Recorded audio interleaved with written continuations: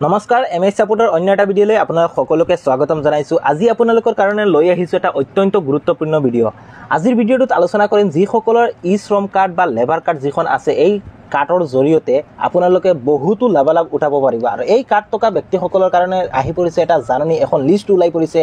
যিসকলৰ ই শ্ৰম কাৰ্ড আছে তেওঁলোকৰ কাৰণে এটা অত্যন্ত গুৰুত্বপূৰ্ণ খবৰ, এটা অত্যন্ত ভাল খবৰ আহি পৰিছে। আৰু ই শ্ৰম কাৰ্ড থকা ব্যক্তিসকলে প্ৰত্যেকজন ব্যক্তিয়ে লাভ কৰিব চৰকাৰৰ তৰফৰ পৰা বিনামূলীয়াকৈ ৰেচন কাৰ্ড। আৰু আপোনাৰ যদি ই শ্ৰম কাৰ্ড আছে কেনেকৈ কি কৰিব লাগিব, কেনেকৈ আবেদন কৰিব, ক'ত কেনেকৈ কি জমা দিব, ক'ত ফৰ্ম পাব, সকলো তথ্য এই ভিডিঅ'টোৰ মাধ্যমেৰে আজি আপোনালোকক জনাই দিম। গতিকে ভিডিঅ'টো প্ৰথমৰ পৰা শেষলৈকে চাই থাকিব আৰু ভাল পালে ভিডিঅ'টোত এটা লাইক কৰি দিব। তেন্তে আহক দৰ্শকসকল, প্ৰথমতে আমি এখন জাননী পঢ়ি লওঁ। এয়া আমাৰ হোজাই ডিষ্ট্ৰিক্টত এখন জাননী প্ৰেৰণ কৰা হৈছে। ইয়াত প্ৰথমতে লিখা হৈছে, সকলো সমবায় সমিতিৰ সকলো এজেণ্টক জনোৱা হয় যে অতি গুৰুত্বপূৰ্ণ কথা মন কৰিব, আপোনালোকে হোজাই জিলাত 2021 চনৰ আগষ্টৰ পৰা 2023 চনৰ আগষ্ট মাহৰ তাৰিখৰ ভিতৰত ই শ্ৰম পৰ্টেলত ৰেজিষ্ট্ৰেশ্যন থকা হিতাধিকাৰীৰ নাম এই লিষ্টত পঞ্জীয়ন হৈ আছে। যিসকলে 2021 চনত ই শ্ৰম কাৰ্ড আবেদন কৰিছিলে, যিসকলে 2021 চনত ই শ্ৰম কাৰ্ড বনাইছিলে, সকলোৰ এখন লিষ্ট ওলাইছে। যিসকলে আবেদন কৰিছিলে সকলোৰ এখন লিষ্ট ওলাইছে। আৰু এই লিষ্টত যদি নাম আছে তেতিয়াহ'লে আগষ্ট মাহৰ 3 তাৰিখৰ ভিতৰত শংকৰদেৱ নগৰৰ অৱস্থিত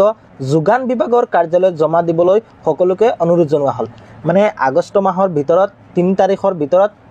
আপোনালোকে সেই লিষ্টত যদি আপোনাৰ নাম আছে তেতিয়াহ'লে আপুনি কি কি ডকুমেণ্ট জমা দিব লাগিব এয়া আমি পৰৱৰ্তী সময়ত জনাই আছোঁ। প্ৰথমতে এয়া চাই লওঁ, আপোনালোকৰ নিজৰ স্থানৰ মানুহৰ ই শ্ৰম পৰ্টেলত থকা মোবাইল নম্বৰটো যোগেদি আপোনাৰ নাম আছে নে নাই আপুনি চেক কৰিব পাৰিব। যদি কোনোবা হিতাধিকাৰীৰ নাম থাকে এই লিষ্টত তেনেহ'লে এই হিতাধিকাৰীৰ নাম ৰেচন কাৰ্ডত অন্তৰ্ভুক্ত কৰিব পাৰিব। যদি আপোনাৰ এই লিষ্টত নাম থাকে তেতিয়াহ'লে আপুনি ৰেচন কাৰ্ডত নাম অন্তৰ্ভুক্ত কৰিব পাৰিব। আৰু কেনেকৈ কৰিব নাম অন্তৰ্ভুক্ত বা নতুন ৰেচন কাৰ্ড কেনেকৈ আবেদন কৰিব, আৰু নতুন ৰেচন কাৰ্ড আবেদন কৰিবলৈ কি কি লাগিব, নতুন ৰেচন কাৰ্ড আবেদনকাৰীৰ নথিপত্ৰসমূহ দৰকাৰ হ'ব। তেওঁৰ ৰেচন কাৰ্ডৰ এখন চি ফৰ্ম আছে, সেই ফৰ্মখন লাগিব, আৰু তেওঁৰ ই শ্ৰম কাৰ্ডখন লাগিব। ইয়াৰ পিছত আধাৰ কাৰ্ড জেৰক্স লাগিব, আৰু ইয়াৰ পিছত হৈছে ভোটাৰ তালিকা, 2011 চনৰ ভোটাৰ তালিকা লাগিব, আৰু বৰ্তমান চলিত বৰ্ষৰ 2024 বৰ্ষৰ ভোটাৰ তালিকাখন লাগিব। ইয়াৰ পিছত তেওঁৰ এখন প্ৰয়োজন হ'ব বেংক একাউণ্ট, বেংক পাছবুকখন লাগিব, আৰু পাছপোৰ্ট চাইজৰ ফটো এখন লাগিব। এতিয়া আপোনালোকে কেনেকৈ আবেদন কৰিব, ফৰ্মখন ক'ত পাব, কেনেকৈ ফিল আপ কৰিব এয়া দেখুৱাই আছোঁ। আৰু তেওঁলোকৰ এখন প্ৰয়োজন হ'ব ৰেচন কাৰ্ডৰ চি ফৰ্ম যিখন কয়, এয়া আপোনালোকে স্ক্ৰীণত দেখিবলৈ পাইছে। মই এইখন যদি আপোনাৰ লাগে তেতিয়াহ'লে আপুনি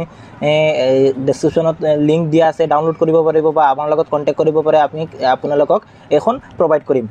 এয়া আপোনালোকে দেখিবলৈ পাইছে family identity card, ration card data entry form, যিখন এই ফৰ্মখন আপোনালোকে ফিল আপ কৰিব। ইয়াত প্ৰথমতে কাৰ্ড টাইপ দিয়া আছে, আপোনাৰ কি কাৰ্ড টাইপ হয়, APL, BPL, AAY, ইয়াৰ কাৰ্ড টাইপ দিয়া আছে। আৰু ইয়াৰ বক্স দেখিবলৈ পাইছে এটা, ইয়াত যাৰ নামত ৰেচন কাৰ্ডখন হ'ব তেওঁ এটা ফটো লগাব। ইয়াৰ পিছত যদি আপোনাৰ পুৰণা কাৰ্ড আছে বা এতিয়া এই পুৰণা কাৰ্ডখনত নাম অন্তৰ্ভুক্ত কৰিব, ইয়াৰ যদি কাৰ্ড থাকে তেতিয়াহ'লে ইয়াত নাম্বাৰ দিব। ইয়াৰ পিছত দিয়া হৈছে particular of the head of the family, যাৰ নামত কাৰ্ডখন আছে, name of the head of family, যাৰ নামৰ কাৰ্ডখন আছে তেওঁৰ নাম লিখিব, তেওঁৰ মাৰ নাম লিখিব। পিছত ইয়াত ফাদাৰ্ছ নেম, তেওঁৰ বাপেকৰ নাম, ইয়াৰ স্পাউছ নেম, তেওঁৰ হাজবেণ্ডৰ নাম, ইয়াৰ আকৌ জেণ্ডাৰ। ইয়াৰ পিছত দিয়া আছে ডেট অফ বাৰ্থ, তেওঁৰ বয়স কিমান, নেশ্যনেলিটি তো ইণ্ডিয়ান, ইয়াত ইণ্ডিয়ান লিখিব। ইয়াৰ পিছত মোবাইল নম্বৰ দিয়া আছে, ইয়াত আপোনাৰ মোবাইল নম্বৰটো দিব। ইয়াৰ পিছত দিয়া আছে বেংক একাউণ্ট নাম্বাৰ, আপোনাৰ বেংক একাউণ্টৰ প্ৰয়োজন হ'ব, ইয়াত একাউণ্ট নাম্বাৰটো দিব। বেংক নেম আৰু ব্ৰাঞ্চ ইয়াত দিব। আপোনাৰ যদি জব কাৰ্ড আছে ইয়াৰ পিছত অপশ্যন হৈছে জব কাৰ্ড নম্বৰ, যদি জব কাৰ্ড আছে তেতিয়াহ'লে দিব, নহ'লে নাই। ইয়াৰ পিছত দিয়া হৈছে প্ৰেজেণ্ট এড্ৰেছ, আপোনাৰ ষ্টেটৰ নাম, চাব ডিষ্ট্ৰিক্ট, চাব ডিভিজন, চাৰ্কুল, এই আপুনি সকলোখিনি ফিল আপ কৰিব। ফিল আপ কৰাৰ পিছত ইয়াত 1 B এটা দিয়া আছে, election data as per voter list, Lok Sabha, আপোনাৰ সমষ্টি, ইয়াৰ অফ ভোটাৰ লিষ্টত আপোনাৰ কোন চনত নাম আছে, 2011 চনৰ এই লিষ্টখন চাই আপোনাৰ ইয়াত নামটো বহাব, হাউচ নম্বৰ কিমান সেইটো দিব। আৰু যদি আপোনাৰ পাৰ্মানেণ্ট এড্ৰেছ আৰু বৰ্তমান যিটো এড্ৰেছত আছে সেইটো যদি ছেইম হয় ইয়াত টিক মাৰ্ক কৰিব। ইয়াৰ পিছত নেক্সট পেজত যাম। নেক্সট পেজত গ'লে আপুনি 2 নম্বৰত পাব প্ৰফেশ্যনেল ডিটেইলছ, আপুনি কি কৰে,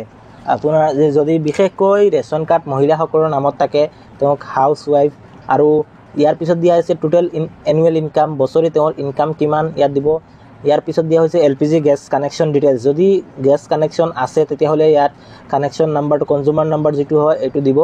ইয়াৰ পিছত দিয়া হৈছে for existing family identity card যদি আপোনাৰ পুৰণা ৰেচন কাৰ্ড আছে আৰু এতিয়া নাম অন্তৰ্ভুক্ত কৰিব বিচাৰিছে তেতিয়াহ'লে কাৰ্ডখনৰ নাম দিব আৰু কাৰ নাম অন্তৰ্ভুক্ত কৰিব ইয়াত দিব আৰু যদি আপোনাৰ পুৰণা কাৰ্ড থাকে তেতিয়াহ'লে নাম অন্তৰ্ভুক্ত কৰিব বিচাৰে তেতিয়াহ'লে আপুনি ৰেচন কাৰ্ডখন জেৰক্স দিব লাগিব ইয়াত লিখা আছে copy of existing ration card ইয়াত টিক মাৰ্ক কৰিব আৰু যদি নতুন হয় তাৰ 5 নম্বৰত লিখা আছে for new family identity card নতুন হ'লে এই ডিটেইলছখিনি আপুনি ফিল আপ কৰিব ফিল আপ কৰাৰ পিছত ইয়াৰ লাষ্টত দেখিবলৈ পাইছে আই শ্ৰীমতী ইয়াত কাৰ্ড হোল্ডাৰৰ নাম লিখিব যাৰ নামত কাৰ্ডখন এপ্লাই কৰিব তেওঁৰ নামটো লিখিব লিখাৰ পৰা তলত দিয়া আছে ডেট আৰু ৰাইট সাইডত দিয়া আছে সিগনেচাৰ অফ ফেমিলি মানে ফেমিলি যাৰ নামত এপ্লাই কৰিব তেওঁৰ সিগনেচাৰ ইয়াত কৰিব নেক্সট পেজত যাম ইয়াৰ নেক্সট পেজত হ'ব যাৰ নাম অন্তৰ্ভুক্ত কৰিব প্ৰথমতে তেওঁৰ নাম দিব ইয়াৰ প্ৰথম যেটো আছে নম্বৰ 2 যেটো লিখা আছে ইয়াত ফটো পেস্ট কৰিব যাৰ নাম অন্তৰ্ভুক্ত কৰিব তেওঁৰ ফটো ইয়াত লগাব তাৰ পিছত ইয়াৰ নাম তাৰ পিছত তেওঁ মেল নে ফিমেল ইয়াত লিখিব তাৰ পিছত ডেট অফ বাৰ্থ আৰু বয়স কিমান তেওঁৰ ভোটাৰ লিষ্টৰ সিৰিয়েল নম্বৰটো কিমান তেওঁৰ ফাদাৰৰ নাম কি ইয়াৰ পিছত মাদাৰৰ নাম কি ইয়াৰ পিছত স্পাউস তো যদি মহিলা হয় তেওঁৰ হাজবেণ্ডৰ নাম কি ৰিলেশ্যন উইথ এপ্লিকেন্ট মানে ইয়াৰ পিছত হৈছে কাৰ্ড হোল্ডাৰৰ লগত তেওঁৰ কি সম্পৰ্ক যাৰ নামত কাৰ্ড আছে সেই আৰু যাৰ নাম সোমাব বিচাৰি আছে তেওঁ দুইজনৰ সম্পৰ্ক কি ইয়াত লিখিব পিছত নেশ্যনেলিটি কি ইয়াত লিখিব সেম তেনেকুৱা 2 নম্বৰটো যাৰ নাম সোমাব বিচাৰে তেওঁ প্ৰথমতে ফটো লগাব তাৰ পিছত নাম দিব তাৰ পিছত জেন্ডাৰ তাৰ পিছত ডেট অফ বাৰ্থ তাৰ পিছত বয়স সেম তেনেকুৱা সকলো ফিল আপ কৰিব এখন ফৰ্মত আপোনালোকে 4 জনৰ নাম অন্তৰ্ভুক্ত কৰিব পাৰিব আৰু যদি 4 জনৰ ওপৰত আপোনালোকে নাম অন্তৰ্ভুক্ত কৰিব বিচাৰে তেতিয়াহ'লে প্ৰিন্ট আউট আপুনি এনেকুৱা দুখন ফৰ্ম প্ৰিন্ট আউট কৰাই ল'ব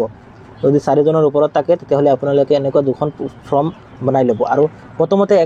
ভালকে চাব প্ৰথম 2 নম্বৰত দিয়া আছে ফটো ইয়াৰ পিছত 3 নম্বৰত দিয়া আছে তেওঁৰ নাম 4 নম্বৰত দিয়া আছে জেন্ডাৰ তেওঁ মেল নে ফিমেল 5 নম্বৰত তেওঁৰ ডেট অফ বাৰ্থ এনেকুৱা সকলো চাই আপুনি ফিল আপ কৰি ল'ব ইয়াৰ পিছত দিয়া নেক্সট পেজত যাম আৰু অৱশ্যে লাষ্টত এখন পেজ আহিব একনলেজমেন্ট লিখা ৰিসিভ দা ডিক্লাৰেশন ইয়াত যাৰ নামত এপ্লাই কৰিছে তেওঁৰ নামটো ইয়াত আৰু হেড অফ দা ফেমিলি যাৰ নামত এপ্লাই কৰিব তেওঁৰ ফটো এখন ইয়াত সিৰিয়েল নাম্বাৰটো ইয়াত লিখি ল'ব ফৰ্মৰ সিৰিয়েল নাম্বাৰ আৰু এক্সিষ্টিং পুৰণা কাৰ্ড হ'লে ইয়াত এই বক্সটোত পুৰণা কাৰ্ডৰ নাম্বাৰটো লিখিব কাৰ্ডৰ টাইপটো লিখিব নতুন কাৰ্ড হ'লে এইবিলাক লিখিব নালাগে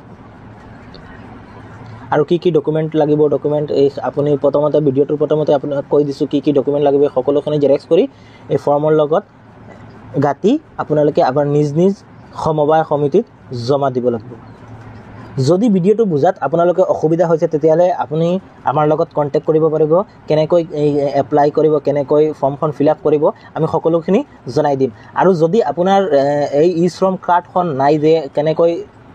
আৰু যদি আপোনাৰ এই লেবাৰ কাৰ্ড বা ই-শ্ৰম কাৰ্ডখন নাই তেতিয়াহ'লে আপুনি কেনেকৈ বনাব তাৰ